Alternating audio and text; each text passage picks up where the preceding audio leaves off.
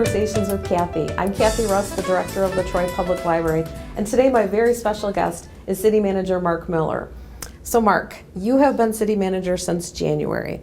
Yes. How's it going? It's going fantastic. Yeah? Mm-hmm. So in the last 6 months, you have been very busy, a lot going on in the city as always, hired a new assistant city manager. Yes. What would you say has been the highlight of the last 6 months? The highlight? The highlight. Well, it would have to be getting my contract approved. Yes. I can say for members of your staff, that was our highlight too. In that short time, probably the budget season and getting it out of the way. And getting it out of the way successfully too, Yeah. probably. You know, without not a lot of controversy. So what are your plans for the next 6 months? Where do you go from here?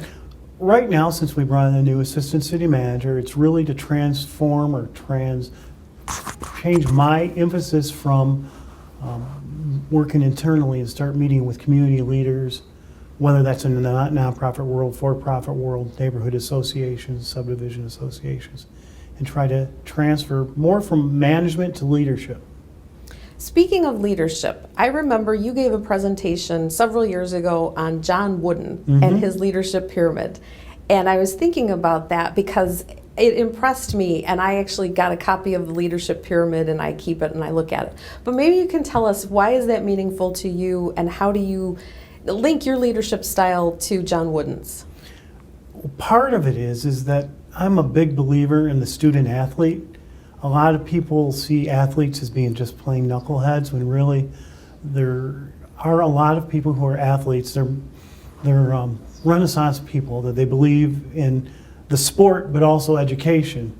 And I just thought John Wooden was pretty funny in that he was really, he really thought you had to practice really good. And one of the most interesting things he ever did back in the hippie days, he had a hippie basketball player, I'm trying to remember his name. He had red hair, I can't remember. And he said he had to cut his hair. And, this was like in the late 60s, early 70s. And he says, like, Coach, I want to wear long hair. It's just what's going. He goes, you can have your hair long, it's just long, but you can't do it on my team. And so the guy cut his hair. Bill Walton, that was who it was. Oh, that was Bill Walton? Yeah. Oh my goodness. He was like a mountain man when he was in college, and Wooden made him cut his hair and beard. So how would you describe your leadership style? I like surrounding myself with very good professionals and allow them to dictate might not be the right word, but to formulate how to operate their departments most effectively and help give them the tools to do that, whether it's budget and things of that nature. So it's to work cooperatively as a team. And do you think, you haven't struck me as this, so that you need to know absolutely everything to the minutest little detail of, say, what's going on at the Troy Library, or you're more content to just let me run the show over there and keep you posted? Yes, but the way that I would phrase it is that you would drive yourself crazy having to know everything. Yeah. You have to develop the faith in your staff that they are running their departments and their functions good, and allow them to make some mistakes, of course, but just to have that faith and trust in them to do it. Yep, and back them up when they need the help. And you were always really good about that with me. Thank you. Even though you're not my official direct boss anymore. So Yeah. I just wanted to say that on Effective camera. 3 weeks ago. That's right. So are you getting a lot of invitations to go talk to community groups and ribbon cuts and business owners? Well, I always got the invites for ribbon cuts, but I lean on Cindy Stewart, our community affairs director, to tell me which ones to go to. There is a lot of ribbon cuts, but like tonight, there's chilling with the chamber. They have a little barbecue, which I'm going to go to. Earlier in the day, the police chief, fire chief, assistant city manager, Cindy Stewart, and the mayor, we all met with the new president of Troy Beaumont Hospital and his staff. So that's going to be a large part of your job from now on, just going out and making those connections with people in the community. Yep. What about the residents? How do you interact with the residents, and how do you make yourself accessible to them? Well, the recreation department at the community center staff, along with Cindy Stewart, set up some coffee with the manager, and we had pretty good reception for that. Oh, good. So what kind of questions came your way? What do people want to know about? I hope to not seem insensitive, but one of the humorous times when someone brought a mashed up newspaper in a plastic bag and said, "Can you stop getting this delivered to my house?" Oh my goodness, was it a Troy paper? Well, it's those free ones they throw out in your driveway, and Okay. then you end up running your snow blower over it in the wintertime. So how do you get rid of them? What did you say? Our city attorney has sent letters asking them whether it's the news or the Free Press to not send them. Okay, all right. So your background is in urban planning. Mhm. What do you see are the current trends in planning these days, and where do you see Troy, say, 5 years from now? Well, I think the biggest issue addressing Troy and all of Michigan and the United States in general is the aging population, the baby boomers. And there are some people that believe, and I'm not sure if this is true, that there won't be the need for the large homes that we have because family sizes every decade get smaller and smaller. Right now, single one-person families are a lot more than ever before. So there's a trend of smaller family sizes, so the need for smaller homes. But we don't see that necessarily happening in Troy. We see larger homes still being built. Well, in Troy, too, from what I've read, there's also a demand to an extent for multifamily homes where several generations can all live together. Yeah. So does Troy have any type of housing like that to accommodate that need? Yes, we have a wide variety of apartments being built right now. We have micro apartments, which are very creative. They're only 200 to 300 square feet in size. Oh, I can't even imagine living in 200 Well, 300 think square about feet. it. If you are from another country, you have a technical degree, and you're coming here in a temporary assignment to work in the automotive industry. You know, it's just a place to live for a temporary period of time. So kind of like an apartment, but on a more, not permanent scale, or not an apartment, excuse me, a hotel, but better. Yeah, yes. But a hotel room right. you can kind of make your own a little bit with maybe a little Kind kitchen. of. But also we hear there's a trend now that younger people don't want roommates. So therefore, the size has to be smaller. And some of these units, you walk in, it's your living space, your dining space, your kitchen right there. Just think about it, 150 square feet, and then a bathroom, and that's it. Wow. Yeah. But that's not so much for seniors. No, that would be for younger people, and I would say temporary workers. that are So here. how is Troy looking to address, and I know that this is not necessarily a city thing because the city aren't builders, they're not developers, they don't create the housing. But I guess the question would be then, what are the trends in terms of senior housing? Yeah. Well, we have a few. Senior housing and assisted housing is actually regulated by the state. So we've had a few one under construction now. And it's limited because they dictate how many beds there are. But we have apartments being built, and we've changed our ordinances to allow them to occur in more places throughout the city, like in the traditional industrial areas. Do you see in the Troy subdivisions, is there, because I live in Royal Oak, and there's definitely a movement of tearing down the older Royal Oak ranches and putting up those Bigfoot homes, Yeah. the really like 4,000 square foot home on a small lot. Do you see that kind of trend here in Troy, or are they tearing down homes to build maybe more ranch homes for seniors who maybe don't need assisted living but want to stay in Troy but don't want the colonial? We have a lot of different things happening like that. We have people doing tear downs and building much bigger homes, but we also have developers who either buy out a bunch of homes or backyards of homes and then put in small redevelopments of like 10 to 20 homes. Okay. What about, we know, we've heard it said Troy doesn't have a downtown. What do you see as, if there is a place that could be considered Troy's downtown, or is there a place that could be considered Troy's downtown, or how do you see the city addressing that request? Well, first of all, you will never hear me or our planning director, Brent Savanant, calling for a downtown, because a downtown grows organically over time. What we would foresee, or what was thought about, was a town center, which is built and planned in one full swoop. We had a proposal, there was some controversy, and right now we're just sort of settled down and giving it some thought and time. But I really think that if you look at the Urban Land Institute and the Congress for New Urbanism, they say that 40% of the population would love in a walkable area. So there is a demand for it. In fact, that's the reason why it's so expensive, is that there's more demand than the supply.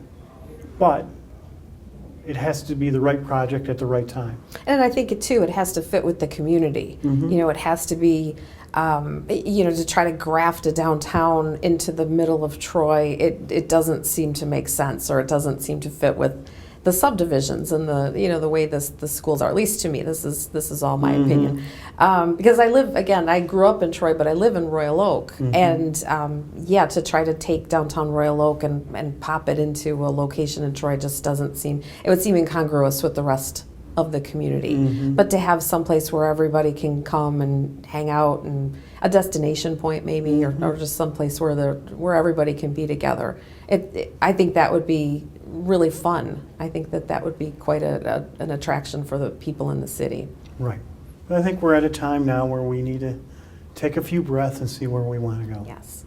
So what are some other trends in planning or building, or anything that would be of interest to the residents of Troy? Anything on the horizon that we should be looking for, or if a building goes up and we say, oh wow, what is that? Well, I think there's just this general trend is that some of the older buildings are being demolished. They're using brownfield rules to help.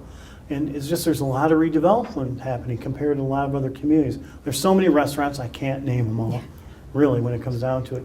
We have some really significant 6 to 10 story hotels being proposed along Big Beaver. We have also at 888 Big Beaver, where the old Volkswagen building is, there's the apartment building that has not started construction. That's going to be really the first new housing right on Big Beaver. Yeah, that's exciting. In decades, yeah. That's really exciting. And I think it should be mentioned, too, that this doesn't happen in a vacuum. The city has a master plan, and that's the kind of the roadmap for the city to follow. So maybe you could talk a little bit about the master plan and tell the residents how that fits into the overall scheme of city design. So the master plan, which is required by state law, and it needs to be reassessed every 5 years by the Planning Commission. We being the city in 2011, we did a complete comprehensive revision of the master plan, and we created some very new techniques that are being used, form-based code, mixed use throughout the city. And so the Big Beaver District is all form-based code, and 21 major mile road crossings have some form-based code attributes which allow where you care more about the design than separation of uses. Okay, so thank you for saying that, because I wanted to ask you to clarify form-based code. So if you're not a planner and you don't know what that means, what's an easy way to understand form-based code? We'll explain what traditional zoning was, how it was created. Zoning was created to separate people from noxious uses, factories, slaughterhouses. So the concept was you had a pyramid where single-family housing was on top of the pyramid, and then you go down to industrial, and everything is allowed in industrial. Okay. And so that you try to eliminate it. But they didn't really, it was really all dictating on separation of uses, where form-based code is, yeah, you have your industrial areas, yes, but a lot of other areas you can allow a variety of different uses in the same location and care more about its relationship to the street. Okay. And take into consideration classic urban design theory, and then mixed use, and try to bring more people 24 hours to the street. Okay, so when you hear about things like mixed-use development, that could be retail on the first floor and apartments above, as an example. Okay, and the building that's going in where the 888 building was at Big Beaver and Crooks, that's an example of mixed-use development? Yes, they have first floor retail, and then above it is parking deck. And that kind of, I think, gives a little bit of an urban feel or a city feel. So if you're living in this apartment building and there's a coffee shop downstairs, you can just head down, get your coffee before you head out for the day, rather than having to travel to a Starbucks and sit in a drive-through or that kind of thing. The Big Beaver Corridor study portion of the master plan called these areas that pulse, that have more activity, and that's an example of one that's being created right now. Okay. What about Rochester Road? When I was growing up, Rochester Road was kind of Big Beaver was business, and of course it had Somerset, but Rochester was like the main drag. We would cruise up and down Rochester Road on Friday night. So what do you see happening with Rochester Road? I think we need to get close attention to trying to consolidate properties, to have less driveways, and try to get investment into that area. It is one of the strategies of the city council, to look at an economic development tool for Rochester Road. So we're really taking a closer look at that this coming year. Okay, and Maple Road, same question. There's a lot going on Maple Road, and it tends to be more, I don't know if it would be termed industrial or commercial, but with MJR and some of the restaurants that are on Maple, and I know there's Walmart. So what do you see happening with Maple? Well, the funny thing about Maple is that it's everything that you mentioned. Yeah. If you go along this 6-mile stretch. So I think you can continue to see reinvestment using some of our economic development tools, such as the brownfields opportunities to tear down obsolete buildings and do redevelopment. My goal, though, is along Maple Road, is to get a brew pub built someday. That's in right. an industrial area. It hasn't happened yet, though. I was going to ask you about that in our earlier segment, because you do have an interest in craft brewing. Yes. So do you brew yourself? Yes, I do. Yeah, what kind?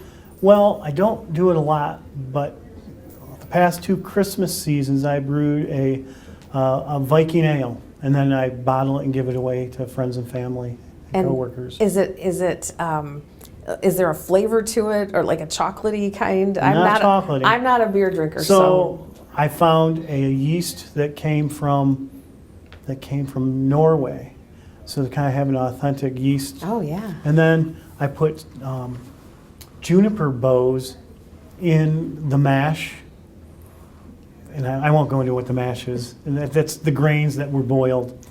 And then also then you boil that, and I put juniper berries in it. And juniper is in gin. Mm-hmm. So does it have like a little gin taste to it? No, it's hard to describe. It really doesn't taste like juniper at all. Okay. Well, I think I learned about oatmeal stout from you, which is intriguing, and one day I will give it a try. So, all right. Well, we're coming to the end of our conversation. So I guess for my last question, what I want to ask you is, if you could tell the residents of Troy and business owners of Troy one thing, what would it be? One thing? Or 2 things. But if about the city or me? Anything you want. Well, 2 things. One thing about you, one thing about the city. One thing about me, it's been 18 and a half years or more working for the city of Troy, and I'm very grateful for it. And something about the city, I think Troy is a unique and special place, and what I really learned today is that the hidden jewel is Troy Beaumont Hospital. And why do you say that? Because it's so highly rated, and it's the second highest used hospital in Michigan, busiest hospital. And it's like a hidden gem, because most people think of it still as a small community hospital. Everything is done there except for transplants. Yep, and it's kind of tucked away at South Boulevard in Dequindre. Yeah. Well, thank you, Mark. Thank You're you so welcome. much for coming on my show and being such a great guest. And I can just tell the Troy community you have been just a fantastic boss, and I have enjoyed working for you. So Thank you. thank you. Continue the good work. Thank you. I sure will try. All right. Thank you so much for tuning in to Conversations with Cathy, and we'll see you next time.